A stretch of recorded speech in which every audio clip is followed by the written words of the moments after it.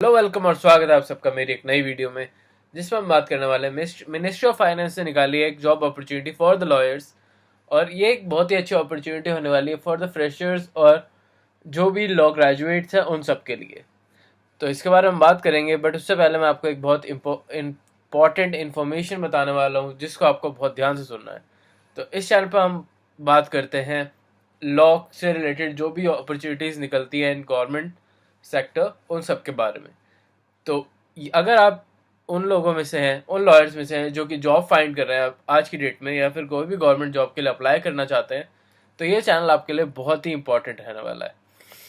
तो I hope कि आप इस चैनल को अभी लाइक और सब्सक्राइब अभी कर लें, सो दैट आप कोई भी वीडियो मिस ना करें, क्योंकि हम कर रहे हैं 100 डेज चैलेंज, जिसमें हम 100 डेज तक लगातार वीडियोस डालेंगे और आपके लिए नई नई अपॉर्चुनिटीज़ लेकर आते रहेंगे।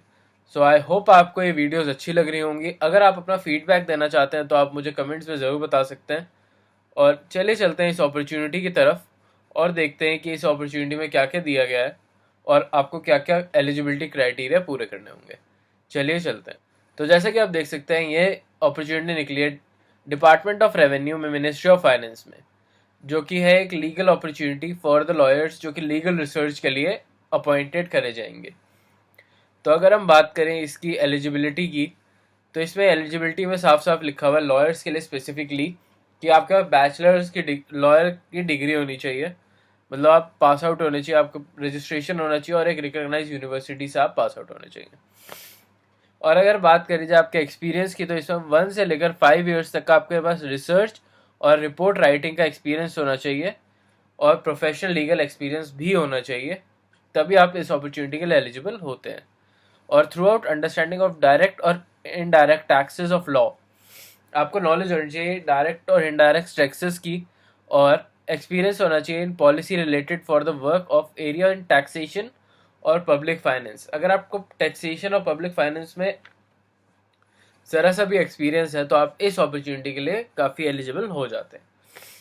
तो इस अपॉर्चुनिटी को आपको मैनुअली भरना होगा, आपको इनका जो फॉर्म है उसे फिल आउट करना होगा और अपने डॉक्यूमेंट्स लगा के इन्हें इनकी लोकेशन पे आपको कुरियर करना होगा। तो ये इसका प्रोसेस है। मैं आगे इस प्रोसेस के बारे में और डीपली नॉलेज में आपको बात करूँगा, बट उससे पहले मैं आपको ये बता दूं कि ये सब क्राइटेरियाज आपको पूरे करने होंगे सो दैट आप इस अपॉर्चुनिटी के लिए एलिजिबल हो सकें। अगर आप 5 ईयर्स का एक्सपीरियंस, 1 से लेकर 5 ईयर्स तक का एक्सपीरियंस आपके पास नहीं है, तो आप इस अपॉर्चुनिटी के लिए नहीं एलिजिबल होते और आपका जो भी फॉर्म होगा वो वहीं के वहीं कैंसिल कर दिया जाएगा। तो इन बातों का ज़रूर ध्यान रखिएगा। चलिए अब बात करते हैं एज लिमिट की। तो इसमें एज लिमिट लिखी है, अपर एज लिमिट है इसकी 35। अगर आपकी एज 35 से कम है, 1 जनवरी से कैलकुलेटेड ईयर करा जाएगा। अगर 1 जनवरी से पहले पहले तक आपकी एज 35 से कम थी तो आप इस अपॉर्चुनिटी के लिए एलिजिबल हो जाते हैं। और अगर हम बात करें रेम्यूनरेशन की, तो रेम्यूनरेशन में इन्होंने साफ साफ लिखा हुआ है कि रेम्यूनरेशन इन्होंने डिस्क्लोज कर रखी है 70,000 पर मंथ। तो ये अपॉर्चुनिटी काफ़ी अच्छी बन जाती है उन लोगों के लिए जिनके पास अगर 1 साल का भी एक्सपीरियंस है इन टैक्सेशन और पब्लिक फाइनेंस में, तो आप इस अपॉर्चुनिटी के लिए काफ़ी अच्छे से एलिजिबल हो जाते हैं और इसके पे स्केल भी काफ़ी अच्छा है। तो ये अपॉर्चुनिटी आपके लिए बहुत अच्छी बन जाती है। चलिए बात करते हैं आगे कि इस अपॉर्चुनिटी में आपको क्या क्या स्कोप और क्या क्या आपको देना होगा और आपका सिलेक्शन प्रोसेस कैसे होगा।